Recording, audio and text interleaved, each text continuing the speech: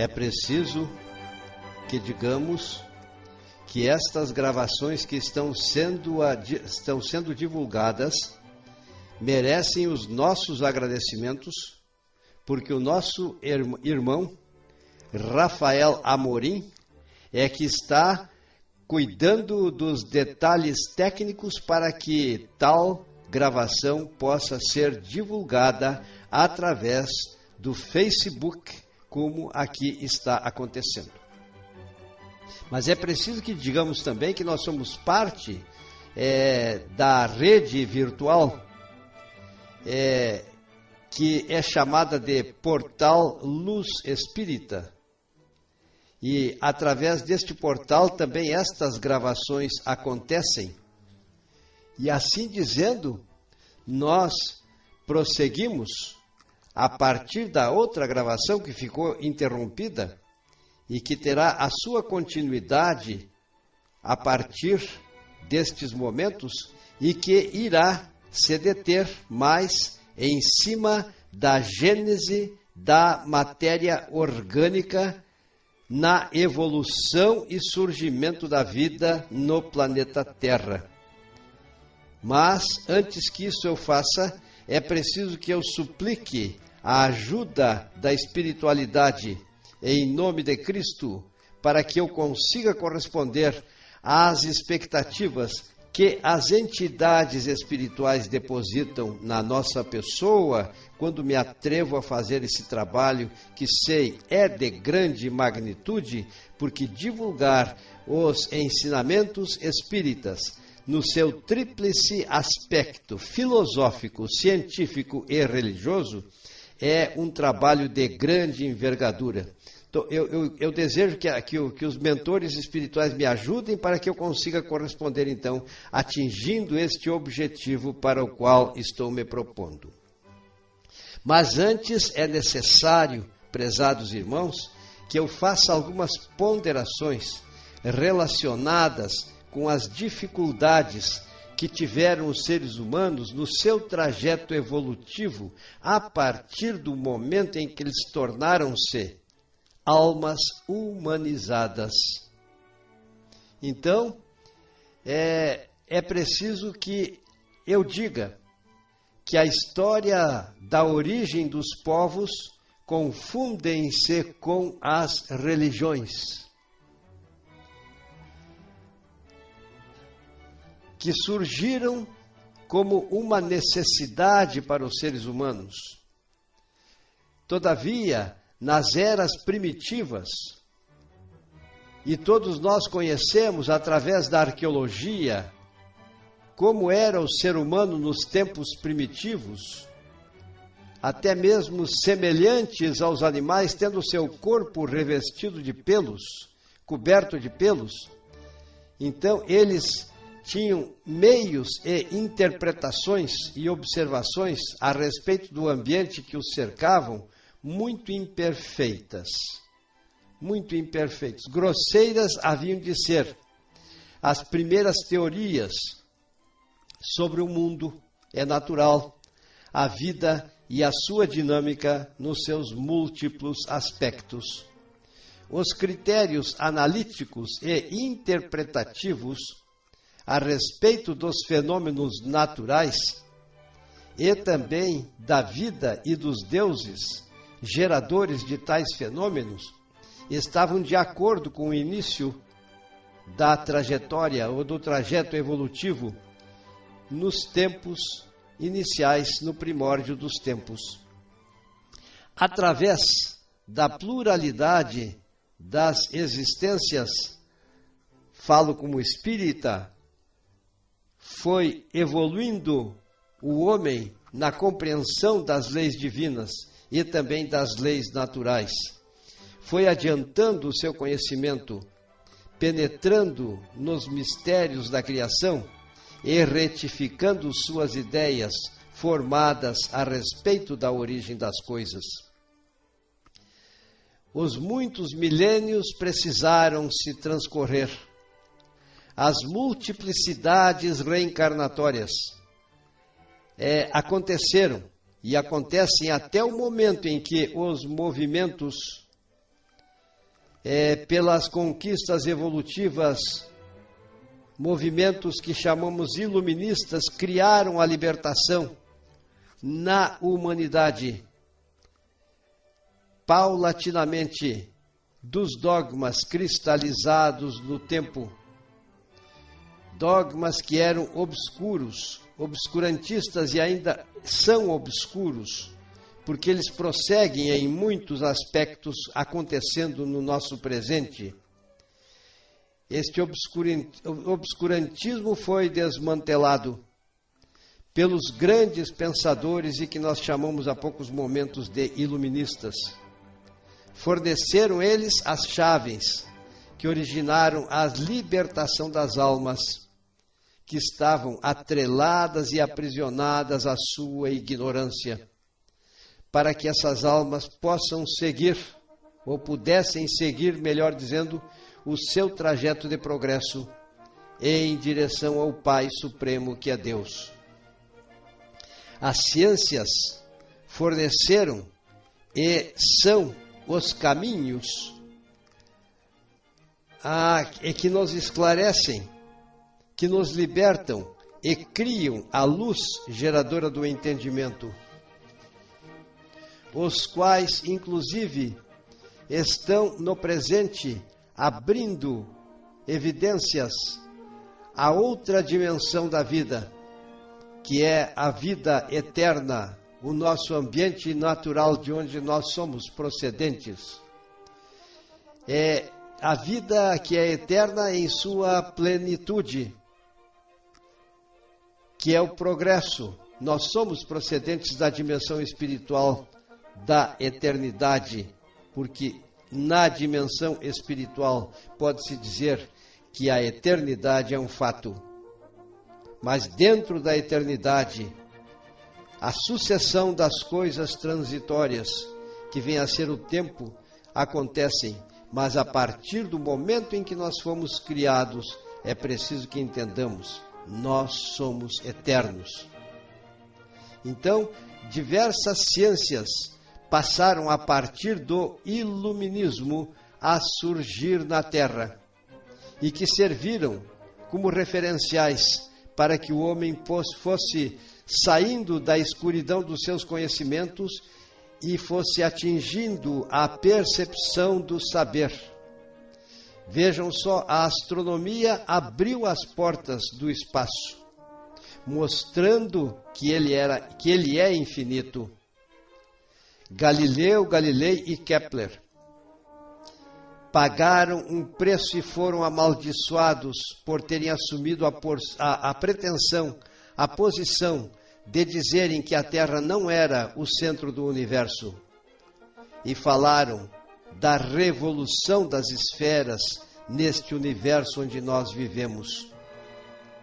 Outra ciência que contribuiu para a evolução do homem é a física, que revelou as leis da gravitação universal, do calor, da luz, que se propaga no espaço com a velocidade de 300 mil quilômetros por segundo. Nos revelou os segredos da eletricidade. A química, outra importantíssima ciência, mostrou como aconteceu, a partir do fluido cósmico universal, a síntese dos elementos, coordenadas pelos co-criadores do Pai. Deste tema nós já falamos em outras oportunidades, mas o importante é sabermos que estes elementos são os responsáveis, e no mundo da química isso nos é mostrado, as transformações da matéria, por meio das combinações químicas desses elementos. E também a origem desses elementos nos é hoje plenamente conhecida. Mas outra ciência importantíssima surgiu, a bioquímica, que revela os imensos segredos e que viabilizam os processos vitais no reino dos seres vivos.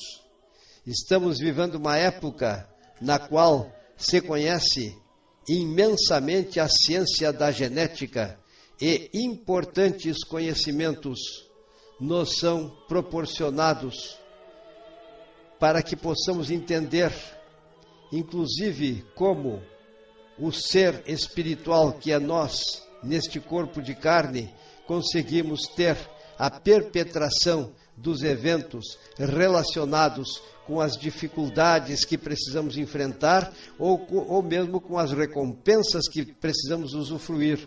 No campo da genética existem importantíssimas informações e experimentos mesmos que viabilizam até mesmo a física quântica está contribuindo imensamente para demonstrar que pensamento é energia e que nós repercutimos em nosso ser orgânico. E nós somos uma síntese de energia. Se fôssemos aprofundar este assunto, isso poderia ser demonstrado. Mas, prosseguindo ainda, depois do iluminismo, a mineralogia revela os materiais existentes na superfície e nas entranhas do diminuto planeta. Estamos vivendo uma época, fazendo um parênteses relacionados com o item anterior, em que o projeto Genoma já é plenamente conhecido e está sendo viabilizado ao homem de forma muito acelerada, um crescimento e uma evolução a respeito da dinâmica por intermédio das quais as doenças podem acontecer em nosso organismo físico. Às vezes, doenças estas que nada mais são do que os reflexos dos registros existentes em nossas almas doentes. Embora, diga-se de passagem, existem no ambiente, e este é outro campo, conhecimentos que nos permitem, na área da microbiologia, estabelecer até mesmo os agentes etiológicos, as etiopatogenias e assim sucessivamente. Os conhecimentos hoje em dia são muito grandes graças à evolução científica. A geologia nos ensina a interpretar as camadas existentes na formação do globo e como aconteceu a formação gradual destas camadas e também a dinâmica de origem e formação do nosso planeta.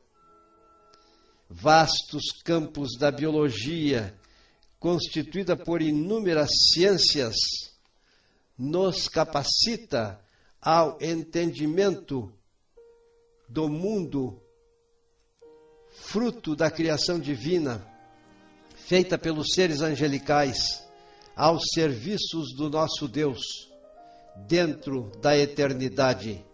Pode-se dizer que o homem hoje enxerga as grandezas criativas, que vão desde o campo do infinitamente pequeno, até a plenitude do macrocosmos, perpetrado pela existência do organismo humano, instrumento que é na evolução das almas, que crescem em direção a Deus, na senda do infinito, na eternidade.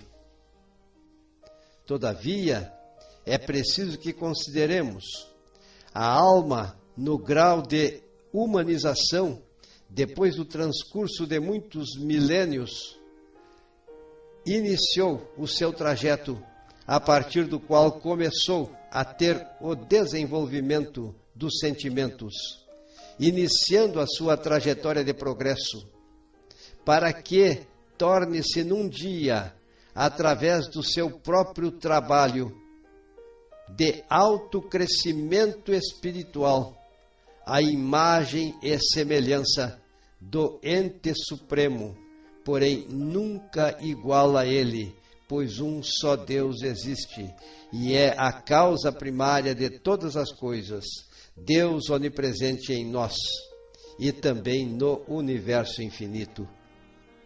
Desde milênios antes de Cristo, a partir das interpretações equivocadas, o homem foi construindo o seu progresso, e não obstante fosse alma simples e ignorante.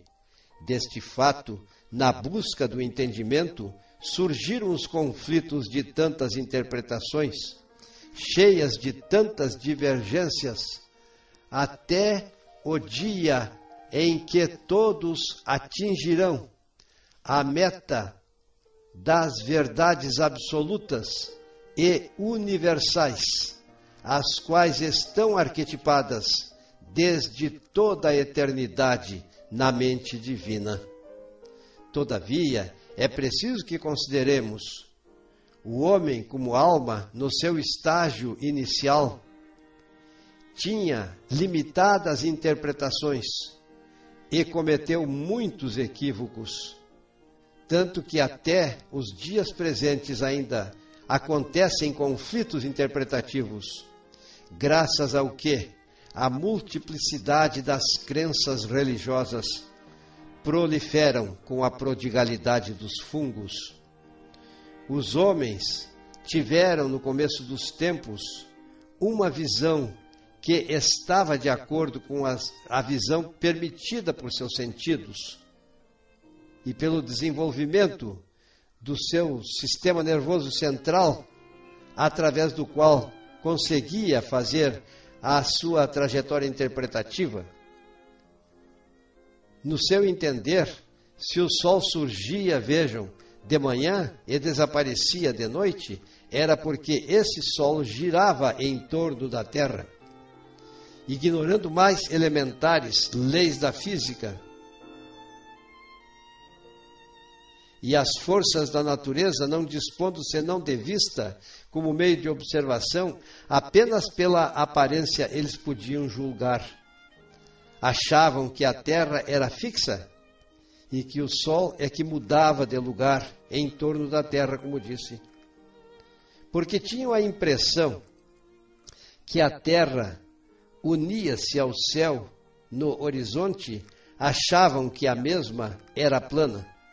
Tanto que hoje muita gente utiliza a expressão lá no fim do mundo, em decorrência do medo e dos pensamentos interpretativos realizados. Surgiu nas sociedades antigas, pré-históricas e históricas, as concepções de que vários deuses eram os responsáveis pela formação dos eventos sobrenaturais, até mesmo os fenômenos da natureza, o relâmpago, as chuvas, as trovoadas, a beligerância entre os homens.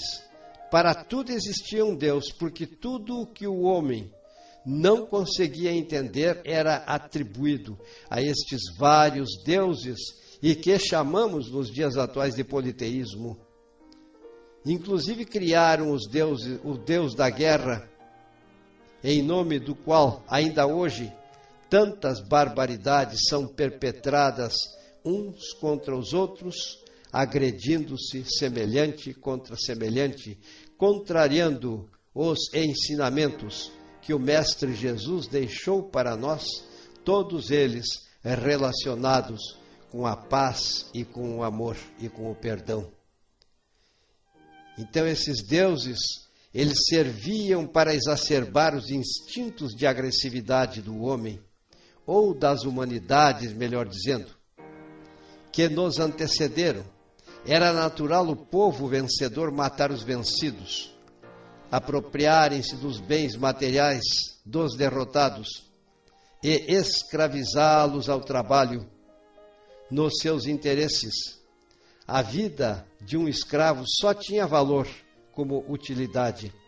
Os sentimentos de amor, perdão, piedade, indulgência e outras virtudes eram potencialidades inerentes às almas que ainda não haviam crescido em magnitude, porque tal crescimento configura atributos que só com o tempo tornaram-se realidades crescentes pelos enviados do Pai, que no transcurso do tempo sempre foram enviados das esferas mais altas para trazerem seus ensinamentos às sociedades primitivas, as quais, dentro da doutrina reencarnacionista, verdade universal, somos filhos todos de Deus. Somos nós mesmos a viverem no presente a herança do nosso passado. Então somos almas antigas que Deus criou e que percorreu um trajeto evolutivo, e neste trajeto nós sabemos que tem uma história toda que traduz os gestos que praticamos como transgressores das leis divinas. E por esse motivo enfrentamos tantas dificuldades nas reparações. Preciso é, no entanto, que entendamos: todos esses eventos fazem parte do progresso da humanidade. Quando muitas vezes formulamos estas análises, é preciso que entendamos que nós não estamos julgando os nossos semelhantes, mesmo porque muitos de nós no presente somos os responsáveis pelos fatos do passado, e hoje podemos dizer que somos herdeiros do nosso passado, na forma, muitas vezes, de recompensa, sim, noutras tantas, muitas vezes na forma até não de castigo, mas de compensação, através de caminhos dolorosos, por meio dos quais nós vamos conseguir a nossa autotransformação em direção a Deus. Então, feita essa digressão que era oportuna, nós vamos retomar, melhor dizendo, alguns aspectos que registram as conquistas do homem. Só que nós vamos nos projetar agora em direção ao futuro. Vamos analisar fatos relacionados com o século XIX, ou seja, 1900 anos depois de Cristo, ou até 1800, porque foi quando surgiram aqueles que nós chamamos há poucos momentos de iluministas. Então é preciso que entendamos que o homem ele percorreu estágios evolutivos. O homem nasceu tendo dentro de si a necessidade de admitir a existência de um ente supremo, e procurava até o dia em que encontrou a grande verdade. E assim, apesar da exiguidade do tempo, nós vamos dizer que os primeiros pensadores do passado eram adeptos daquilo que poderemos chamar de geração espontânea, como se a vida houvesse sido feita ao acaso, e sabemos que isto não é uma verdade. Esta geração espontânea precisou ser posta por terra, a partir de experimentações que foram feitas por personagens, cujos nomes eu digo a título de informação. Um deles chamou-se Francisco Redi, outro Spallanzani, e o principal destes pesquisadores do passado se chama Pasteur, que é um gênio no campo das pesquisas, das experimentações e das descobertas. Inclusive, hoje, nós, por exemplo, conhecemos muito e lembramos muito deste personagem, porque ele foi o criador do processo chamado pasteurização, empregada no leite e também em outros alimentos. Percebam bem quantas descobertas fez Pasteur. Mas devido a esses fatos, é que Kardec, quando escreveu a sua grande obra no campo da doutrina, e que chamamos de Pentateuco da doutrina espírita, ele precisou, porque esta doutrina tem cunho filosófico-científico e apresenta consequências religiosas, ele precisou valer-se da ciência que existia no seu tempo, na sua época, Só que ele foi genial nas suas exposições, porque disse que no dia em que a ciência provasse que ele, o codificador da doutrina, não estaria certo, ele ficaria com a ciência e mudaria a doutrina. Porque senão seria uma contradição, um paradoxo, se assim não fossem as expressões dele. Porque a ciência, a filosofia e a religião precisam de modo unificado ter o seu progresso, o seu crescimento. Então, dentro dessas bases estabelecidas, pela espiritualidade e codificada por Kardec, na essência e conteúdo foi dito: o dia em que a ciência identificar novas verdades, a doutrina reconsiderará e ficará sempre com a ciência. Percebam bem, estou enfatizando esse aspecto para que vocês percebam porque nós somos adeptos de uma doutrina de cunho científico e consequências religiosas, porque nos religa a Deus, sim, mas nós não temos dogmas, nós não temos rituais e nós não acreditamos em milagres miraculosos. Quando os fatos sobrenaturais no entendimento dos outros acontecem, esses acontecimentos num dia irão ser compreendidos pelo homem, quando tenhamos crescido para percebermos que Deus fez suas leis, a vida se manifesta através das suas leis, e ele, embora pudesse transgredir as leis que ele fez, ele não derroga essas leis. Então, feita essas preleções, nós mencionamos, vamos passar a mencionar as análises feitas por Kardec, que foram no século XIX. Então, Kardec disse: cada espécie foi aparecendo no globo, na proporção em que esse adquiria as condições necessárias para a existência delas. Essa afirmativa foi e prossegue sendo uma verdade, embora no presente saibamos muito mais para a demonstração das afirmativas relacionadas com essa verdade. E assim, meus irmãos, nós vamos parar neste momento, porque na próxima vez, na sequência, nós faremos a continuidade das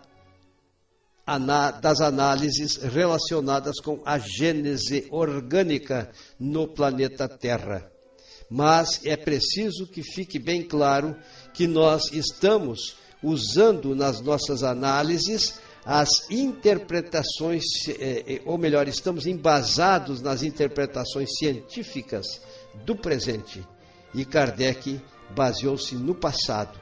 Ele não cometeu erros, mas ele deixou nas suas bases as condições para que o restante da obra pudesse prosseguir crescendo como está crescendo na medida em que o tempo passa. Percebam bem, tem tantas ponderações a serem feitas. E nós aqui interrompemos. Mas interrompemos agradecendo à espiritualidade que nos proporcionou a sua ajuda para que pudéssemos fazer estas considerações. Nosso propósito, espíritos amigos, é divulgarmos estas sementes evangélicas, filosóficas e de cunho científico, para que possam as pessoas que nos ouvem perceber que a nossa doutrina encerra verdades universais e que nós não somos uma religião, pois que não possuímos dogmas, mas sim somos ciência, filosofia e religião, porque Jesus é o nosso modelo, é o nosso guia. E assim concluímos este trabalho em nome do Divino Mestre Jesus, que fica, é claro, interrompido para ter sequência na próxima semana. Obrigado, mentores amigos, obrigado, prezados ouvintes que nos honraram com a sintonia, e que assim seja, Jesus.